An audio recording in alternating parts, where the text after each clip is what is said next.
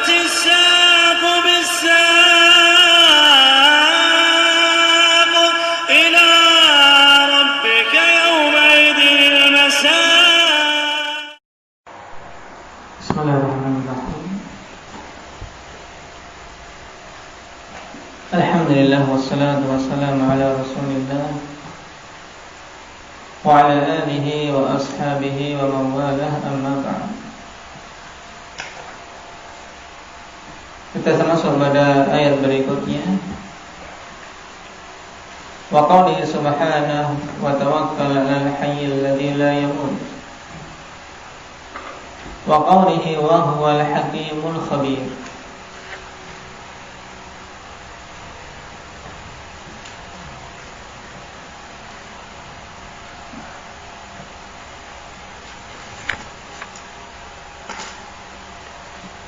Tema ayat yang kemarin masih ada sisa yang belum terbaca.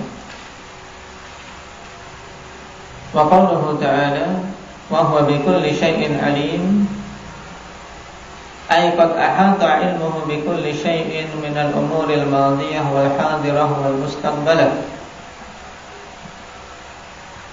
Penutup dari ayat yang ketiga dari surat Al-Hadid. Huwal awwal wal akhir wal zahir wal batin wa huwa bikulli syai'in alim. Yaitu bahwasanya ilmu Allah Subhanahu wa taala melingkupi segala sesuatu, baik itu perkara-perkara yang telah lewat maupun perkara-perkara yang hadirah, yaitu yang sedang berjalan saat ini, wal mustaqbalah, dan perkara-perkara yang akan datang yang belum terjadi. Wa minal alamil ulwi was-sufli, dan juga ilmu yang mencakup alam yang di atas maupun yang di bawah. Wa minal dhawahiri wal bawatin, dan ilmu yang melingkupi perkara-perkara yang nampak maupun perkara-perkara batin. La ya'zubu an ilmihi mithqalu dzarratin fil ardi wala fis sama'. Tidak terluput dari ilmu Allah Subhanahu wa taala walaupun seberat dzarrah, apa saja yang ada di bumi maupun yang ada di langit. Karena Allah Subhanahu wa taala fi kulli syai'in alim, itu maha mengilmui segala sesuatu. Semuanya Allah Subhanahu wa taala mengetahuinya. Wa syahidu min al-ayatil karimah itsbatu hadhihi al-asma'il karimah lillah al-muqtadiyati li ihatatihi bi kulli syai'in zamanan wa makanan wa ittila'an. Menjadi syahid dalam ayat yang mulia ini yaitu penetapan nama-nama yang mulia ini bagi Allah Subhanahu wa taala,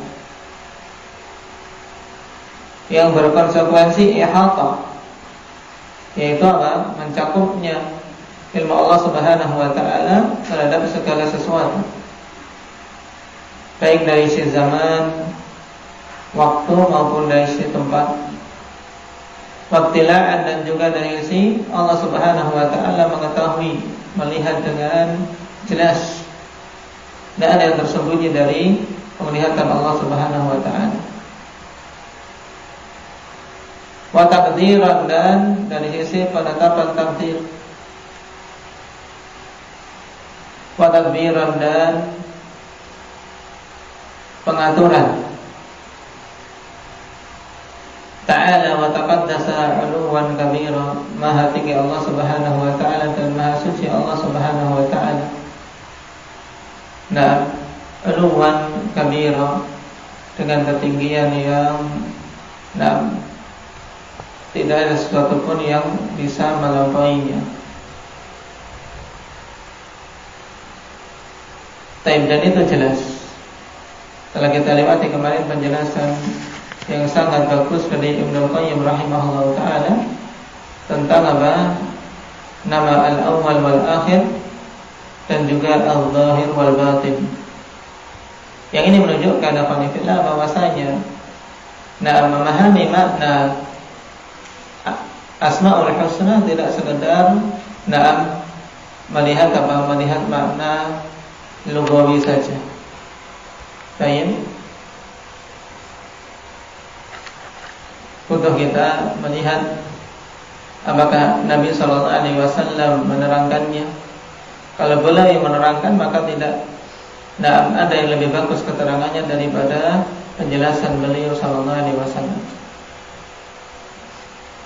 Ayat berikutnya, wa tawakkal 'alal hayyil ladzi la yamut. Dan bertakwalah bertawakallah kepada Zat yang Maha Hidup, yang tidak akan mengalami kematian abadan, selama-lamanya. Ai fawwid umuraka ilaih. Maksudnya, serahkanlah perkaramu kepadanya.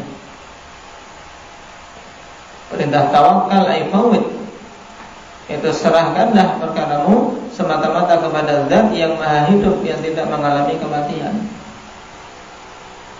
Karena Zat yang sifatnya seperti ini, dialah Zat yang Maha Kuasa, yang pantas untuk diserahkan peribadatan dan pantas untuk kita menggantungkan perkara-perkara kita kepadanya. Adapun sesuatu yang mengalami kematian atau bahkan dia itu sendiri benda mati, maka tentunya fitrah yang masih selamat tidak akan rela menggantungkan perkaranya kepada hal-hal yang seperti itu. Tawakal kepada berhala, kepada jimat dan seterusnya. Ini bertentangan dengan fitrah dan akal yang sehat. Qala fatawakkulu lughatan at-tafwid. Dan tawakkul secara bahasa bermakna at-tafwid, penyerahan, yaitu penyerahan perkara. Yuqal wakkaltu amri ila fulan ay fawwadtuhu. Nah, aku serahkan perkaraku kepada si fulan. Dalam bahasa Arab bisa wakkaltuhu, nah, bisa dengan fawwadtuhu. Wa maknahu syar'an, adapun makna secara syar'i, i'timadul qalbi 'ala Allah fi jalbi ma yanfa'u wa daf'i ma yadur.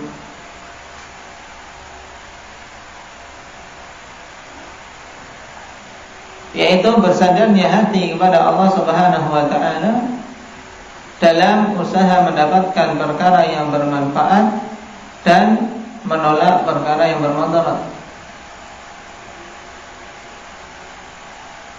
Dan di sana ada pengertian tawakal yang lebih lengkap dari apa yang disebutkan di sini, dan telah kita ulang-ulang pada berbagai macam pertemuan, yaitu saya masih ingat tentang pengertian tawakal. Apa sih?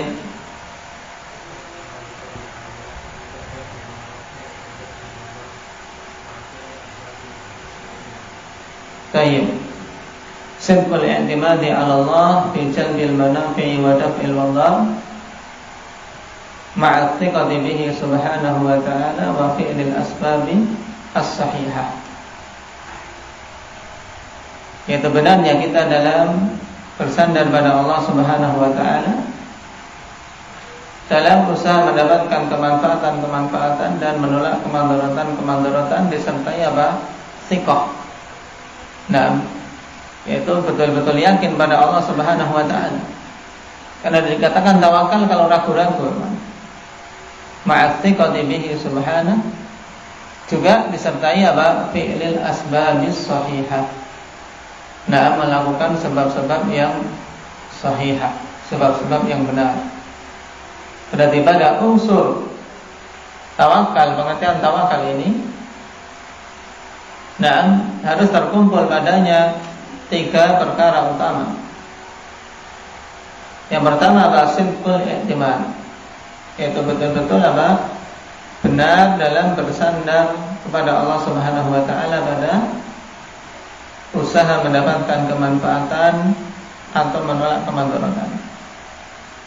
Kemudian unsur yang kedua disertai apa? Ma'athiqati bihi subhanahu, disertai thiqah billah, disertai keyakinan yang kuat pada Allah Subhanahu wa ta'ala. Kemudian unsur ketiga wa fi'lil asbabis sahihah, dan melakukan sebab, menempuh sebab-sebab yang sahih. Tidak dikatakan tawakal itu benar kalau apa? Nah, dia tidak mengumpulkan tiga unsur ini apa? Mengatakan tawakal, sudah tawakal saja. Nah, tapi tanpa ada usaha, tanpa ada sebab yang dia tempuh, ini bukan tawakal yang benar. Baik.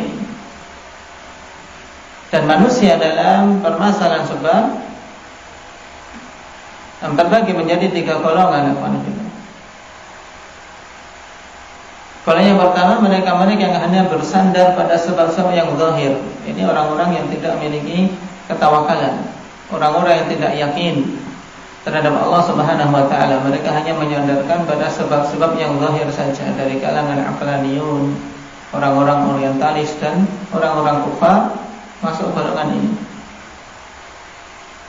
Golongan yang kedua kebalikannya, mereka yang mengaku bersandar kepada Allah semata dan menolak sebab.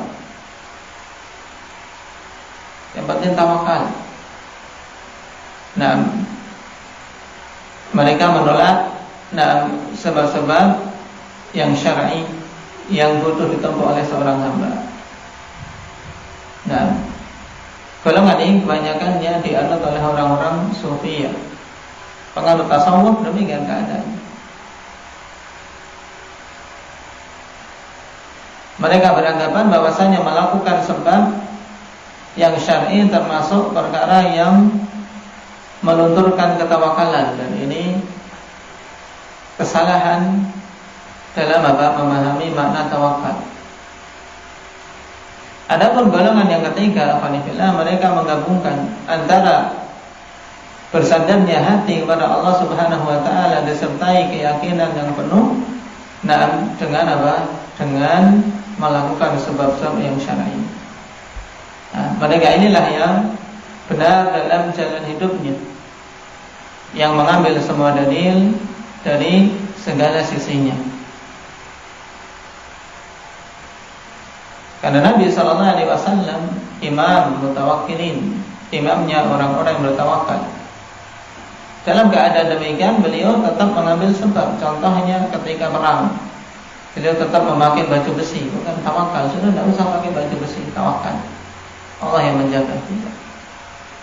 Nah, tetap bahkan dalam perang Uhud, beliau memakai baju besi 2 lapis. Perang Uhud atau perang apa? Seingat saya perang Uhud yang dikisahkan Nabi SAW memakai 2 lapis baju besi.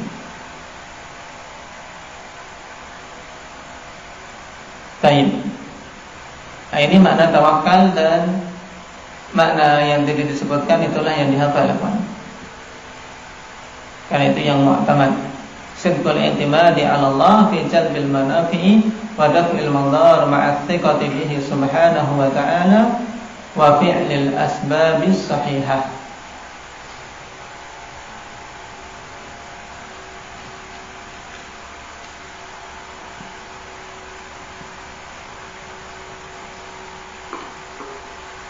Qala hafizahullah ta'ala wa tawakkulu 'ala Allahi naw'un min anwa'il ibadah wa huwa wajibun. Dan tawakal pada Allah Subhanahu wa taala merupakan salah satu jenis dari jenis-jenis ibadah, dan itu hukumnya wajib. Bahkan merupakan syarat iman dan syarat keislaman. Seorang tidak bisa dikatakan mukmin yang sebenarnya tanpa tawakal. Tidak ada mukmin tanpa ketawakalan. Sebagaimana pula tidak ada keislaman yang benar tanpa ketawakalan. Allah Subhanahu wa taala katakan wa 'alallahi fatawakkalu in kuntum mu'minin. Atas Allah semata hendaknya kalian bertawakal apabila kalian itu orang-orang yang beriman.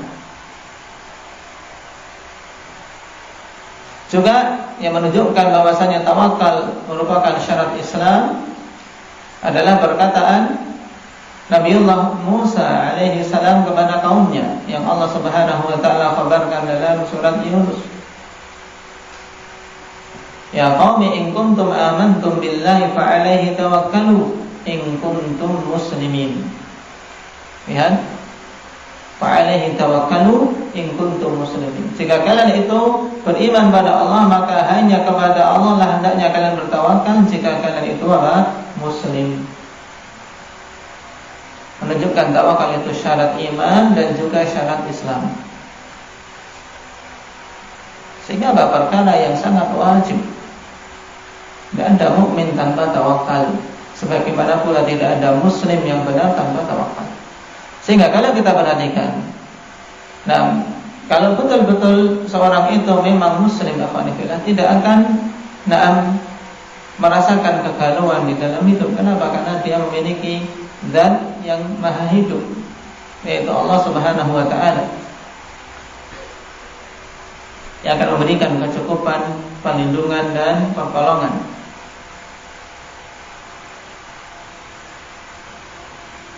Qala wa la yunafil akhdha bil asbabi bal yattafiqu ma'ahu tamaman. Dan ketawakalan itu tidaklah meniadakan usaha untuk mengambil sebab-sebab. Bahkan antara ketawakalan dan pengambilan sebab itu apa? Itu yattafiq, yaitu seiring sejalan. Dalam artian dua perkara yang tidak bertentangan, keduanya sinkron dan bahkan memang harus berjalan bersama-sama. Karena tidak dikatakan tawakal tanpa dia mengambil sebab yang syar'i.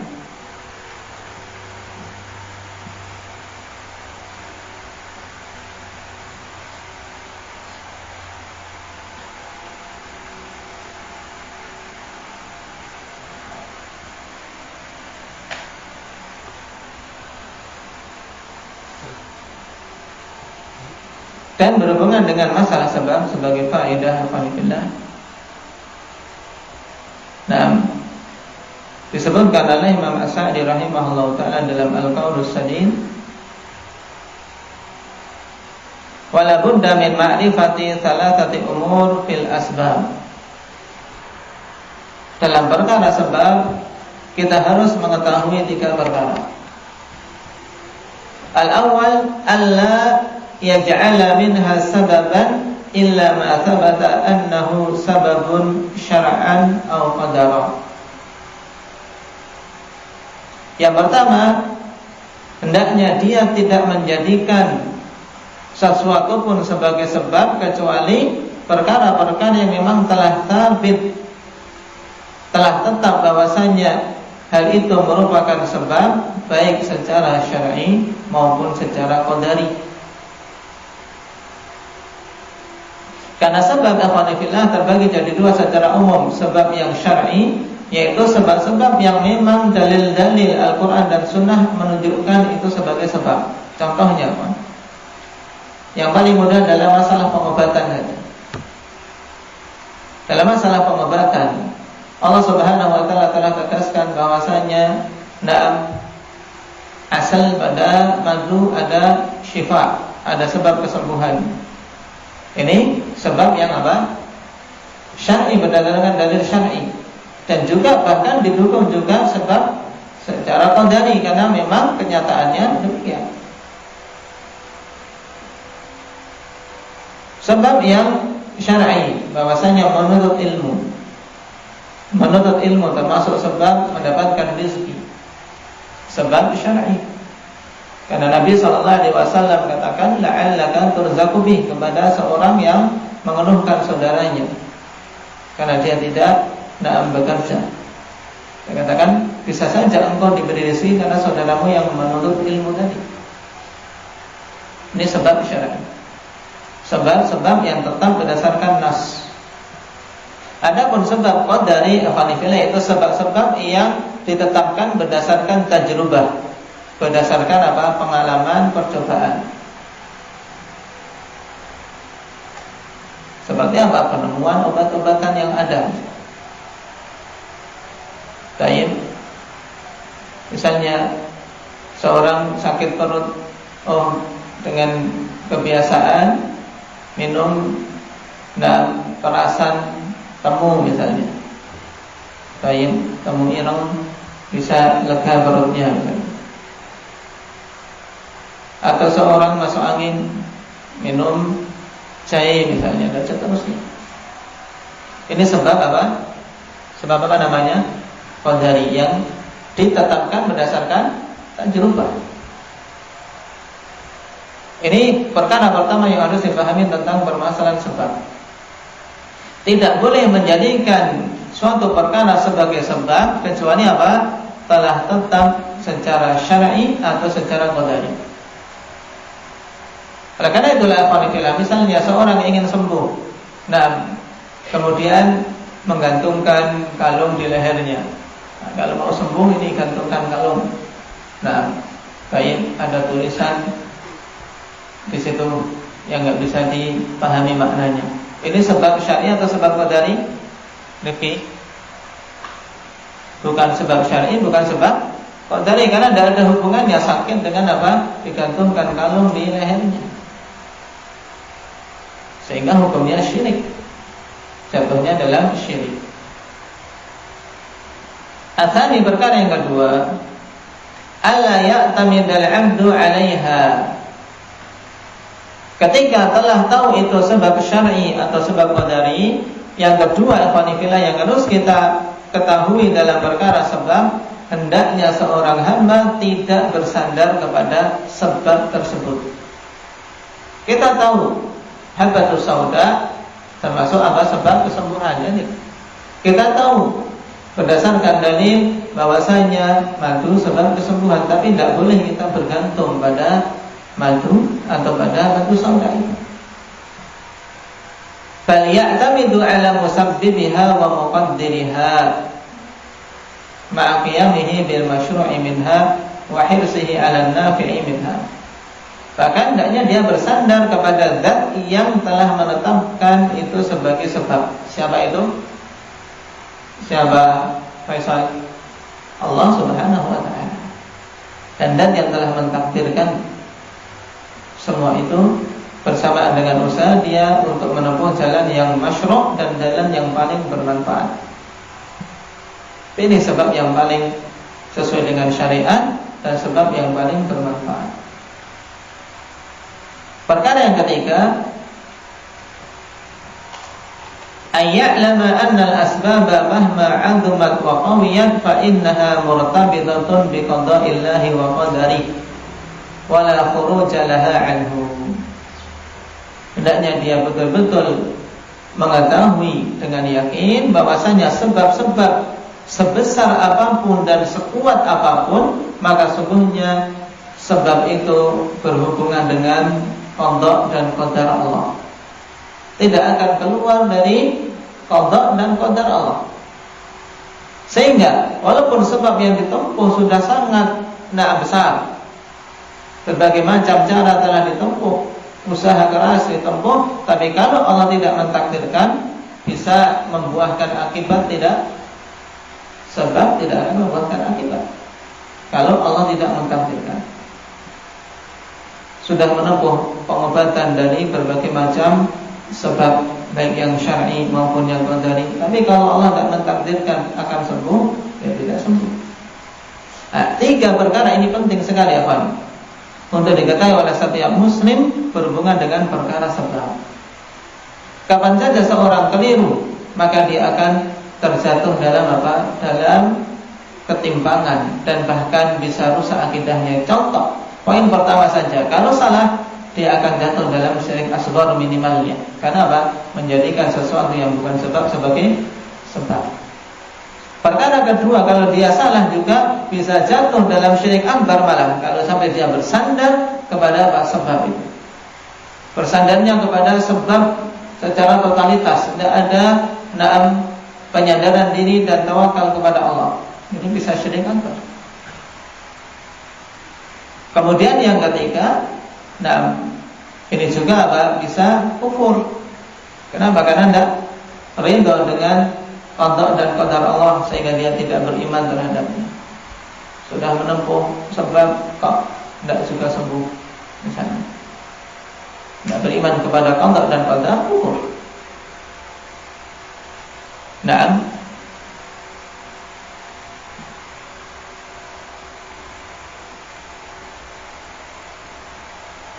ini tanbih yang bagus dari Al-Allamah As-Sa'di rahimahullah ta'ala dalam Al-Qaulus Sadid.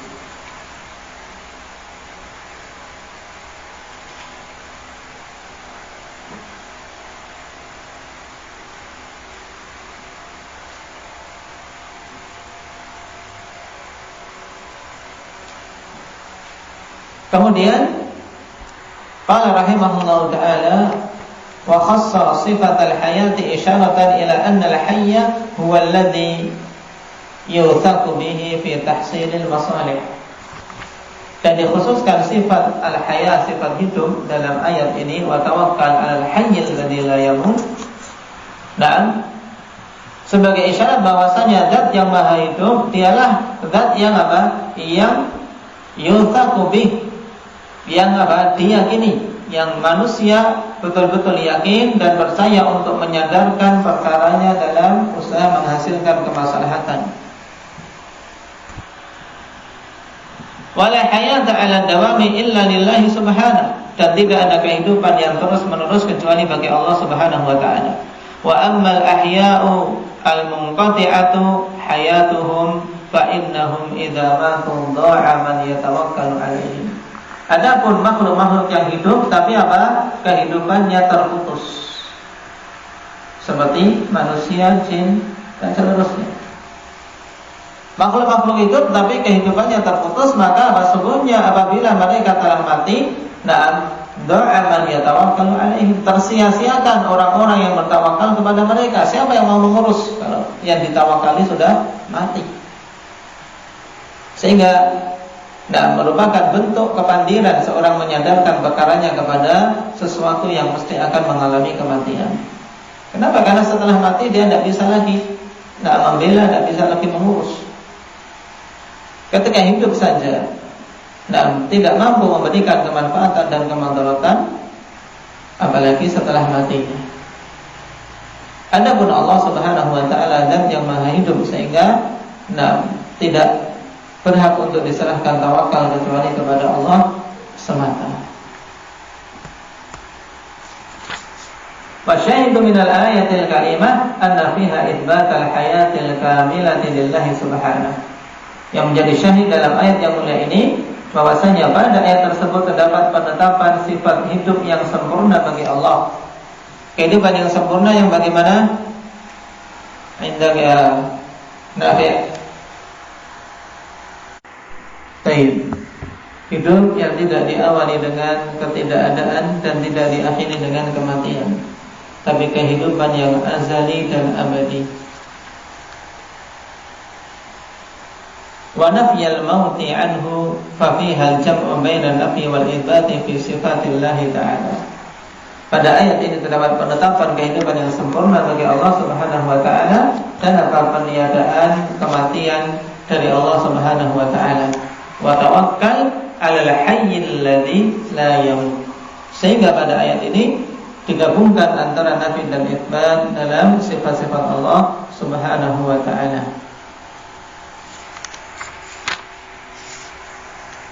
Kemudian ayat yang ketiga, wa huwal hakimul khabir. Wa huwa al-hakim lahu ma'nayan.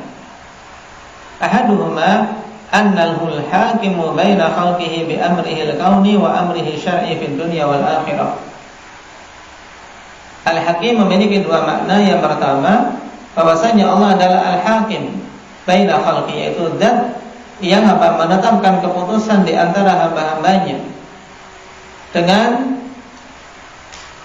amr kauni maupun amr syar'i, yaitu dengan dengan perkara Allah Subhanahu wa taala sifatnya kauni maupun yang sifatnya syar'i. Kenapa? Karena amrullah terbagi menjadi dua, amrun kauni dan amrun syar'i, baik di dunia maupun di akhirat. Ini al-hakim. Al-hakim bermakna al-hakim, zat yang menetapkan keputusan di antara hamba-hambanya dengan ketetapan yang kauni maupun ketetapan yang syar'i di dunia maupun di akhirat. Wasani adapun yang kedua, annahul muhkimu al-mutqinu lil asya' ma'khudun minal hikmah, yaitu zat yang muhkim, yaitu yang betul-betul bijak dan bijaksana, dan yang mutqin dalam dalam semua perkara. Jadi tidak ada pada perkara Allah Subhanahu wa taala yang serampangan. Tidak ada pada perkara-perkara yang ditetapkan oleh Allah Subhanahu wa taala sesuatu yang kemudian setengah-setengah. Tapi semuanya muhkim dan mutqin. Ma'khudun minal hikmah, yang diambil dan dikata hikmah, wa hiya wad'ul asya'i fi mawadhi'iha, yaitu peletakan perkara-perkara pada tempat-tempatnya. Sehingga akhwanillah al-hakim pada makna yang kedua ini yaitu zat yang maha bijaksana, yaitu ketika menetapkan mesti dibangun di atas hikmah, dan ketika menetapkan tidak akan mungkin salah. Ini kandungan dari makna yang kedua. Fahuwa subhanahu al-hakimu baina ibadihi alladzi lahu al-hikmatu fi khalqihi wa amri. Lam yakhluq syai'an abatha wa lam yashra' illa ma huwa 'ainul maslahah. Maka kesimpulannya, penggabungan dua makna tadi disimpulkan oleh Syekh Hafizahullah Ta'ala. Maka kalau demikian, Allah Subhanahu wa Ta'ala adalah zat yang menetapkan keputusan di antara hamba-hambanya, dan dialah zat yang memiliki hikmah pada penciptaan dan pada semua perkaranya. Tidaklah menciptakan sesuatu sia-sia, dan tidak pula Allah mensyariatkan kecuali perkara yang itu betul-betul maslahat. Ini makna al-hakim secara ringkas. Adapun al-khabir, minal khibrah wa hiya al-ihatatu bi bawatinil asya'i wa dhawahiriha. Al-khabir dari khibrah, karena telah kita lewati bahwasanya semua nama-nama Allah itu mushtaq. Dipecah dari apa? Dari kata dasarnya, yaitu dari masdarnya. Al-khabir dari khibrah, yaitu al-ihatah bi bawatinil asya' wa dhawahiriha, yaitu melingkupi perkara-perkara yang tersembunyi maupun perkara-perkara yang nampak di luar dari sisi ilmunya. Yuqal khabartu syai' idza 'araftahu ala haqiqatihi. Dikatakan dalam bahasa Arab khabartu syai'. Khabartu syai', aku mengetahui perkara itu. Dikatakan demikian apabila engkau betul-betul tahu hakikatnya, luar dalam tahu. Ini kalau seorang mengatakan khabartu syai'. Dan Allah Subhanahu wa Ta'ala al-khabir, yaitu zat yang maha mengetahui perkara secara keseluruhan, luar maupun dalamnya, yang nampak maupun yang tersembunyi. Fahuwa subhanahu al-khabir, ay alladhi ahata bi bawatinil asya'i wa khafayaha kama ahata bi dhawahiriha. Maka Allah Subhanahu wa Ta'ala itu adalah al-khabir, yaitu zat yang ilmunya melingkupi bagian dalamnya semua perkara dan bagian-bagian yang tersembunyi, sebagaimana Allah Subhanahu wa Ta'ala melingkupi hal-hal yang nampak di luar dari zahir-zahir suatu perkara. Wa syahidu minal ayah anna fiha itsbat asma'ini min asma'ihi subhanahu al-hakim dan al-khabir.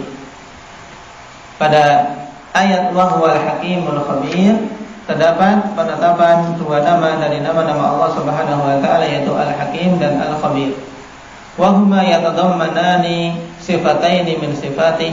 Yang kedua, nama tersebut terkandung di dalamnya dua sifat dari sifat-sifat Allah. wa humal hikmatu wal khibrah, yaitu sifat hikmah, kebijaksanaan, dan apa?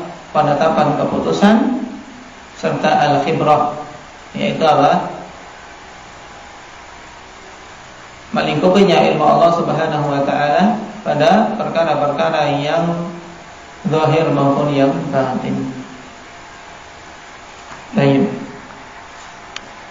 Ini dua ayat kita ambil pada pertemuan hari ini, dipahami dengan baik. Walhamdulillahirabbil alamin. Subhanallah.